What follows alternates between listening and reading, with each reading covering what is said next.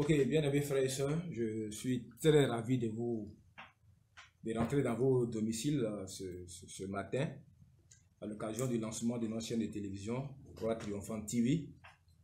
Et je pense qu'il est à propos que, avant toute chose, je puisse me présenter. Ce n'est pas une énième chaîne que nous voulons créer sur Internet parce qu'il y en a déjà assez, mais c'est une chaîne que nous créons en réponse à un fardeau que nous avons sur le cœur, le frère Abaté et Léonce et moi. Ça fait plusieurs années qu'on en parle, que je peux dire pratiquement il me met la pression. Et j'ai fini par céder à cette pression parce que les besoins sont devenus grands dans le corps de Christ. Jusque-là, je n'avais pas encore compris ce que le Seigneur me révélait, ce qu'il me donnait de comprendre concernant les risques qui menaçaient l'Église, selon ce qui a été dit dans le livre de 1 Thessaloniciens et 2 Thessaloniciens, concernant cette vague de séduction, cette vague d'apostasie et d'égarement qui allait rentrer dans l'Église. J'ai toujours pensé que c'était des choses qui allaient arriver peut-être dans 50 ans, dans 100 ans, jusqu'à ce que je me rende compte que nous sommes en plein dans cette vague de séduction, d'apostasie, de faux enseignements, de faux prophètes, de faux docteurs, de faux apôtres, de faux ouvriers, des ouvriers trompeurs, des ministres de Satan déguisés en ministres de Christ, qui sont en train de détruire l'Église, qui sont en train d'enseigner des choses pernicieuses pour attirer les gens vers eux. Donc, on a vraiment décidé de répondre à l'appel du Seigneur. Nous savons que ça ne sera pas facile, mais nous ne craignons pas ni les critiques, ni les attaques, ni quoi que ce soit. Tout à l'heure, j'aurai l'occasion d'entrer en profondeur dans nos motivations profondes, mais je vais vraiment me présenter avant toute chose. Moi, je suis le frère Barnabas Honoré, je suis serviteur de Dieu, pasteur, docteur de l'Évangile. Et je me suis converti à la fin des années 80, 89 précisément. Je me suis converti d'une façon miraculeuse. Je n'ai pas de père en Christ en tant que tel parce que j'ai rencontré Jésus-Christ dans la maison de mon père à Divo. À une occasion vraiment particulière. Je me souviens que c'était juste après mon bac. J'étais en vacances à Divo et puis un ami qui était à l'NSTP de Yamsoukro, il est arrivé et puis il a commencé vraiment à emballer tout le monde avec les révélations sur la parole de Dieu. Il prêchait, il enseignait. Et il attaquait notre foi en tant que bon catholique. Et moi, ça ne m'a pas plu. Donc, j'ai voulu donner la réplique. Je suis allé vraiment discuter avec lui chaudement. Il ne m'a rien dit. Il a dit simplement une seule chose. Qu'il y a beaucoup de gens qui disent qu'ils sont chrétiens, qui vont à l'église, mais ils ne croient pas que Dieu est capable de les protéger. Ils vont à l'église et ils ont des fétiches. Il venait de mettre une flèche dans mon cœur parce qu'effectivement, moi, je partais à l'église. Mais j'avais des fétiches. On était dans des pratiques fétichistes. Toute la famille. Parce qu'on avait une peur bleue des sorciers. Et donc, ça m'a tellement choqué que, c'est pas que je cru en ce qu'il a dit, mais je voulais aller chercher dans la Bible des réponses pour lui dire qu'on pouvait être chrétien et avoir des fétiches. Comme on le dit souvent, aide-toi, le ciel t'aidera. Donc, j'ai commencé à chercher dans la maison une Bible pour trouver des éléments de réponse pour contrer son idéologie. Parce que pour moi, j'estimais qu'il racontait des erreurs et qu'être chrétien ne veut pas dire qu'il faut laisser la tradition de nos parents, il faut laisser les fétiches. Donc, j'ai commencé à fouiller. J'ai fouillé dans toute la maison, je n'ai pas trouvé de Bible. J'ai trouvé un morceau du livre de Deutéronome. Un morceau du livre de Deutéronome. Et c'est avec ce livre de Deutéronome-là que Jésus-Christ est révélé à moi. Quand j'ai commencé à lire le livre de Deutéronome, la première chose qui est venue dans mon esprit, la première conviction, c'est que j'étais un pécheur. Et que ma vie était une vie ratée. J'ai fait pratiquement 1 à 2 semaines dans la maison. Je ne pouvais même pas sortir de la chambre tellement j'étais pétrifié par ce que je recevais comme révélation. J'avais l'impression que quelqu'un était dans la chambre et essayait de m'enseigner quelque chose, de me montrer quelque chose. Sur le champ, quand j'ai fini, j'ai pris un bic, j'ai écrit à ma copine pour lui dire que vraiment, j'étais vraiment désolé qu'on était en train de vivre dans le péché, que je ne pouvais plus continuer cette relation. Deuxième chose, j'ai pris sur moi de jeter tous mes fétiches. Et puis j'ai pris une résolution ferme, c'est de m'acheter une Bible, c'est d'aller régulièrement à l'église. Je n'avais mis pied dans aucune église évangélique. Je n'avais rencontré aucun pasteur évangélique. Je n'avais rencontré aucun mouvement pentecôtiste. J'étais un catholique, mais je venais de recevoir la sémence éternelle qui est la parole de Dieu. Elle était en moi. Et je savais que quelque chose était rentré en moi. Et j'ai commencé à pratiquer ma foi catholique avec des dispositions nouvelles. Craindre Dieu, m'éloigner du péché, me sanctifier, rejeter tout ce qui est fétiche et mettre toute ma foi dans le Seigneur Jésus-Christ, étant catholique. J'ai fait environ 3 mois, 2 ou 3 mois dans l'église catholique. Et puis, Un certain matin, je partais à la messe. Ça, c'est la puissance du Saint-Esprit. Et je suis allé en retard à la première messe. Et donc, on m'a prié d'attendre la seconde messe qui devait commencer environ quelques 1h30 après ou bien 2h. Et donc, j'étais assis dans la cour. Saint-Michel, vous savez, dans la cour, il y a des chaises. J'étais assis là. Et puis, une voix m'a dit, sors de l'église et puis marche. Je suis sorti de l'église, j'ai commencé à marcher. J'ai commencé à marcher jusqu'à ce que j'arrive vers le complexe sportif de Dajamé. Arrivé là, j'ai entendu des bruits quelque part et la voix m'a dit rentre. Je suis rentré ne sachant pas où j'allais. Quand j'ai mis le premier pas sur l'escalier, un service d'ordre m'a dit non, le premier culte a commencé, attends le deuxième culte. Je n'ai même pas discuté, je me suis assis au bord du trottoir. J'ai attendu quelques minutes après, le culte est fini, je suis rentré, je me suis assis. Je venais de faire mes premiers pas à l'église protestante bâtie, œuvre et mission d'Aïtchamé. C'est comme ça que je suis entré en contact avec la première église protestante évangélique à Aïtchamé. Et je me souviens encore, je le dis souvent, je me souviens encore de cette chanson. Hein?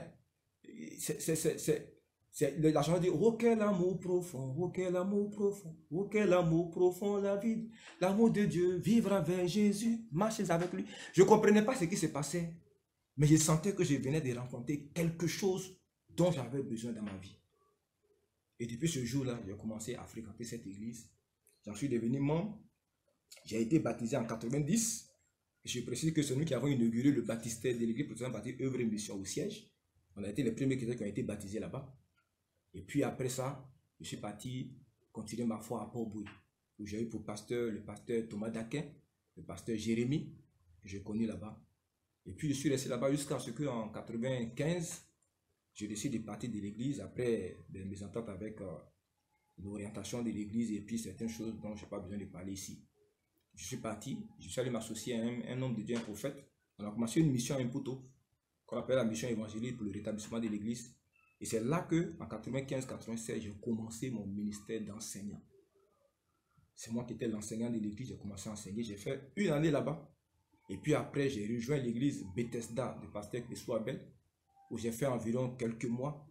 Et puis dans les années 96-97, je me suis associé au révérend Kwame Félix pour créer la mission internationale Source de vie qui est au plateau de Cuy.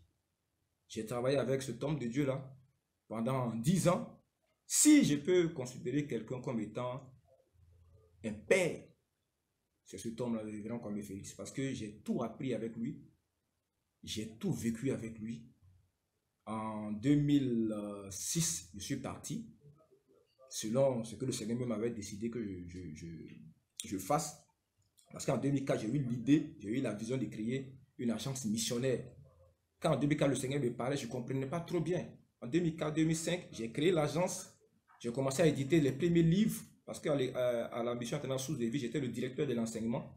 Et j'étais le directeur de l'Institut biblique. C'est moi qui étais chargé de former les pasteurs. Et j'ai formé les pasteurs et c'est moi qui aidais le révérend Kwame à préparer ses cours à l'Institut biblique où il enseignait. Et il y a eu un incident sur un cours que j'ai eu à préparer et qu'il a donné dans une école biblique dont j'ai tairé le nom. Et le directeur de l'école biblique est l'un des grands docteurs de la parole en Côte d'Ivoire ici. Il a été choqué par la profondeur de la révélation de l'enseignement. Et le révérend Kwame, un homme très humble, il est venu chez moi pour me dire, pasteur, il faut prendre au sérieux ton appel. Donc le révérend Kwame m'a dit, ah pasteur, prends au sérieux ton appel parce que l'expérience que j'ai vécue aujourd'hui, ça m'a même convaincu que tu as reçu un ministère en tant que docteur de la parole de Dieu. Et il a tenu sa parole parce qu'en 2006, il m'a fait ordonner par le docteur Yahi John Robert, qui m'a ordonné comme docteur de l'évangile. Et puis enseignant de la parole de Dieu. Donc je ne suis pas n'importe qui en griffe. Voilà. Parce que si un homme comme pasteur Dion, le docteur Dion, il a reconnu mon appel et puis il m'a ordonné comme tel. Ça veut dire que moi-même là, peut-être je ne prends pas au sérieux ce que Dieu a mis en moi, mais c'est normal parce que quand Dieu met quelque chose en toi, la première personne qui en dit, il n'a pas plus sourd que le serviteur de Dieu, plus aveugle que le serviteur de Dieu, c'est nous-mêmes humains. Bref, donc c'est comme ça que je me suis éloigné à partir de 2006, j'ai quitté. Je suis parti de l'église sans savoir exactement pourquoi j'étais parti. Je rends grâce à Dieu parce qu'il y a 2 ans, je suis reparti voir le révérend Kwame pour lui demander de me pardonner cette fugue Parce que je ne comprenais pas pourquoi j'étais parti en 2006. Il y a eu des incompréhensions, mais ce n'était pas ça le but. Mais en fait, c'est Dieu qui m'a chassé de l'église. Parce qu'en 2005, un prophète est venu me dire que ton temps est fini, va parce que Dieu veut que tu fasses quelque chose. Mais j'aimais tellement ce temps, et puis tellement, parce que cette mission, j'ai bâti de mes propres mains, j'ai sacrifié ma vie, 10 années de carrière, donc je n'étais pas prêt à partir de l'église. Et puis je suis par nature un homme qui ne trahit pas. Si je quitte un homme de Dieu, c'est qu'il a été excessif dans ses erreurs ou bien dans sa manière de me traiter. Sinon, je ne trahis jamais. Voilà. Je suis fidèle dans mes amitiés. Ça, c'est pour parler à quelqu'un si la personne m'entend. Donc, je suis parti et je me suis éloigné de tout ce qui était mouvement chrétien parce que je ne comprenais pas. J'étais révolté contre Dieu à cause de toutes les peines que je me suis données à bâtir, à travailler et je ne comprenais pas. Et je me souviens avant de quitter la mission internationale sous les vies, je suis allé sur le toit. En ce temps, j'étais le pasteur de l'église des 2 plateaux au Vallon. C'était la plus grande église. J'en étais le pasteur. Je le dis avec modestie, le temple coûtait 500 000 francs. C'était la maison du feu, le général Totu Marius, le commandant des forces terrestres, à quelques 100 mètres du Burida. Vous pouvez aller voir la maison. Donc c'était un honneur et une gloire que j'avais auprès du révérend Kwame quand je quittais. Souvent, il y a des gens qui pensent que nous sommes des gens méprisables parce qu'on s'est fait petit. J'étais grand ailleurs avant de venir travailler quelque part. Mais moi, c'est la volonté de Christ que je cherche par-dessus tout. J'ai dit souvent à ma femme, quand je prie, je dis Seigneur, je vais servir de libation pour que ton nom soit honoré et glorifié. Je ne cherche rien sur la terre, ni honneur, ni gloire, ni argent, ni reconnaissance, rien du tout. Pour que je fasse ma part dans l'œuvre que tu as confiée à l'église sur la terre. Donc, je suis parti de là-bas. J'ai fait 7 ans loin des milieux chrétiens. J'ai dit au Seigneur avant de partir que tu me chasses de l'église, tu me fais partir. Sans me dire pourquoi et où je vais. Je ne mettrai plus jamais mes pieds dans une église chrétienne. Et je ne vais même plus m'entendre parler de la foi jusqu'à ce que tu me dis ce que tu me veux. Et chaque fois que j'allais dans une église, le Saint-Esprit me parlait. Il dit, ce que tu me dis là, je suis d'accord, mais je ne te suivrai pas jusqu'à ce que tu me dises ce que tu veux de moi. Parce que je suis fatigué. Et puis, je lui ai dit, Seigneur, je te donne 7 ans. Si tu ne te réveilles pas à moi, je quitte la foi pour toujours. Et je dirai le jour que je vais mourir que tu n'as pas été sincère, tu n'as pas été honnête avec moi, Jésus. Ce sont des paroles fortes, hein, c'était pas un jeu. Hein. Parce que je ne vais pas entrer en détail dans ce que j'ai vécu comme tribulation, mais ce n'était pas un jeu. J'étais excédé, j'étais tourmenté, j'étais complètement abattu. Et puis Dieu, quand il est fidèle, en 2014, dans la 7e année, je suis tombé malade à la mort. J'ai fait presque 45 jours de maladie. Ma femme était tellement terrifiée par mon état qu'elle se demandait si j'allais mourir. Je lui ai dit que je ne vais pas mourir, que je suis en train de me battre avec le Seigneur. J'ai fait presque 2 semaines sans manger, sans boire. Et puis, quand le Seigneur a brisé ma volonté, une nuit j'étais couché, je n'avais pas le sommeil, vers les 3 heures du matin. J'ai senti quelqu'un dans ma chambre et la personne a commencé à me parler. Pour me dire ce pourquoi tu es né. Voilà le mandat qui est sur ta vie. Voilà ce que Dieu veut que tu fasses. Voilà pourquoi est-ce que ta vie est comme ça, comme ça, comme ça, comme ça, comme ça. Va de l'avant. Va de l'avant. Il faut laisser tomber tout ce qui était passé.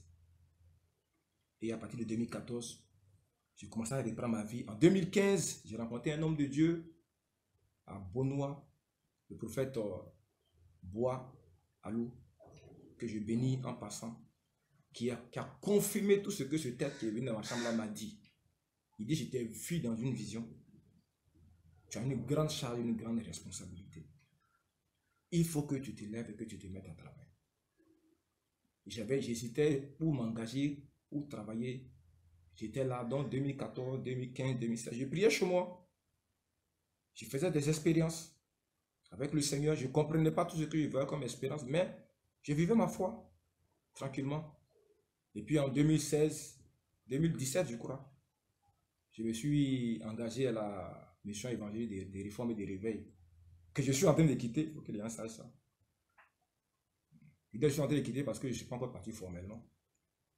Mais je suis en train de la quitter parce que je pense que pour mieux servir un homme que tu estimes, il faut souvent le contrarier. Les pasteurs aujourd'hui ont peur d'être contrariés parce qu'ils se sont gourouisés dans l'église. Ils ont refusé d'être des simples frères Ils ont voulu être des gourous. Mais moi, je suis là pour contrarier les gens. Ça, il faut que les gens sachent. J'aime la contrariété, j'aime la contradiction. Donc, ceux qui ne savent pas là, moi, je suis là pour contrarier ceux qui veulent devenir des gourous dans l'église. Ils vont me trouver sur les chemins. Ça, il peut être certain de ça. Parce que j'ai hésité pendant longtemps à m'engager dans cette voie, mais ils n'ont qu'à savoir qu'il y a quelqu'un qui est rentré dans l'arène. Je vais vous contrarier, vous tous, autant que vous êtes, sans tenir compte de votre âge, de votre rang, de vos titres, jusqu'à ce que vous acceptez de devenir des frères dans la foi. Comme l'ont été des hommes comme William Branham, qui était l'un des plus grands que la terre ait connu en matière de prophétique, mais qui a toujours été un frère dans la foi.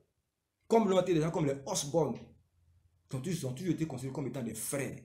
Comme l'ont été des gens comme les Rena Bonke, qui n'ont jamais porté des grands titres. Comme le sont des gens comme les Selvaraj, des gens comme les Paul Dinakaran, des grands serviteurs de Dieu indiens, qui ont fait des expériences qu'aucun être humain n'a fait sur terre, depuis que moi je lis les livres. Personne n'a jamais rencontré Dieu le Père. Eux, ils ont eu la grâce de rencontrer celui qui est Dieu et qui est Père. Mais ils se font passer pour des simples frères. À la limite, même tu ne peux même pas savoir que ce homme-là, il va au ciel quand il veut. Que cet homme-là ont rencontré les Enoch, ils ont rencontré les Abraham, ils ont rencontré les Moïse. Que ces gens-là font partie du conseil des prophètes dans le ciel. Je vais vous contrarier, vous tous, jusqu'à ce que vous deveniez des frères. Et vous ne pourrez pas me maudire. Parce que je connais la révélation des Écritures qui dit que j'ai été béni avant la fondation du monde de toutes sortes de bénédictions dans le céleste.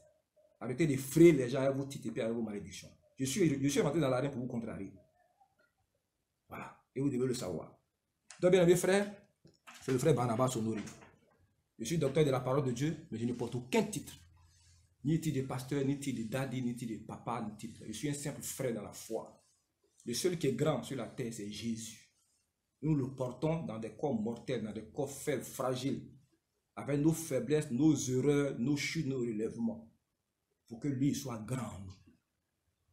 Et le fondateur de la chaîne de télévision m'a fait la grâce d'être l'un des animateurs. Mais vous aurez l'occasion de voir qu'on présentera beaucoup de serviteurs de Dieu. Je vous ai parlé de Selvaraj, je vous ai parlé de Paul Dinakaran, je vous parlé de Stephen Francis, je vous parler de